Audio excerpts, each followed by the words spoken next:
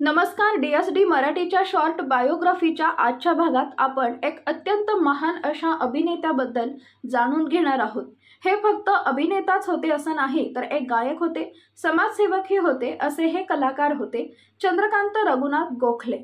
यांच्याबद्दल जाणून घ्या अगोदर आपल्या DSD मराठी एंटरटेनमेंट या फेसबुक पेजची लिंक खाली डिस्क्रिप्शन बॉक्समध्ये दिली आहे। त्यावर अशा प्रकारचे अनेक व्हिडिओ रोज अपलोड होतात।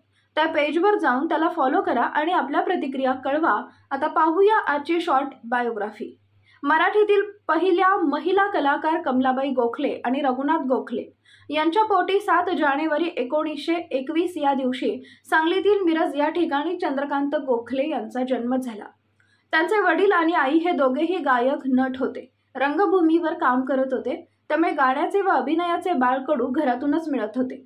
पण कवी वयातच त्यांच्या वडिलांचे निधन झाले। आई मात्र हा संसार सर्व चालवत होती।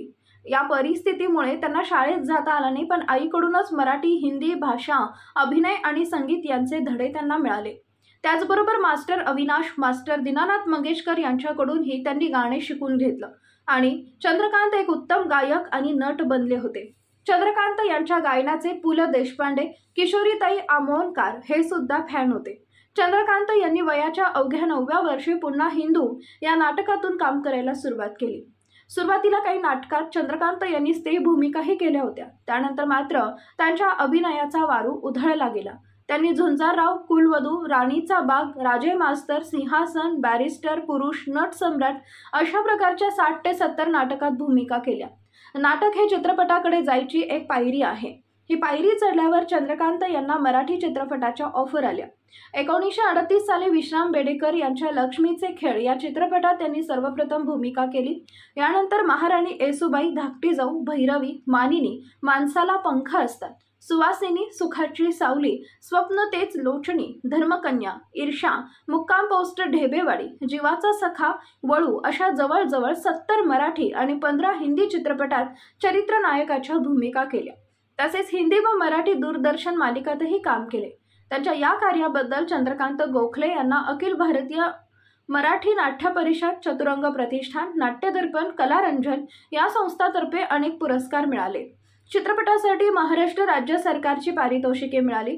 चंद्रकांतजी हे केवळ कलाकार नव्हते, तर एक समाजसेवी कलाकार होते। कारागीर जवानांसाठी आर्मी सेंट्रल वेलफेअर फंड यासाठी त्यांनी धनादेश दिला। अपंगत्व आलेल्या सैनिकांच्या मदतीसाठी एक फंड बनवला। चंद्रकांत गोखले यांच्या सेवेची परंपरा त्यांच्या सुपुत्रांनी सुरू ठेवली होती। पण आता चंद्रकांतजी थकले होते, त्यातच यांना कर्करोग झाला आणि या महान कलाकाराचा शेवटचा काळ अत्यंत दुःखात आणि त्रासात गेला आणि तो दुर्दैवी दिवस उजडला। 20 जून 2008 या दिवशी पुण्यातील जोशी रुग्णालयात त्यांचं वयाच्या 90कडे जात असताना निधन झालं। एक हाडाचा कलाकार सर्वांना सोडून गेला, त्यांना DSDच्या वतीने मानाचा मुजरा। शेवटी जाता जाता पुन्हा एक आठवण, खाली डिस्क्रिप्शन बॉक्समध्ये आपल्या DSD मराठी एंटरटेनमेंट या फेसबुक पेजची लिंक दिली आहे। त्यावर अशा प्रकारचे अनेक व्हिडिओ रोज अपलोड होतात। त्या पेजवर जाऊन फॉलो करा आणि आपल्या सूचना कळवा। पुन्हा भेटू नवीन विषयासह, तोपर्यंत धन्यवाद।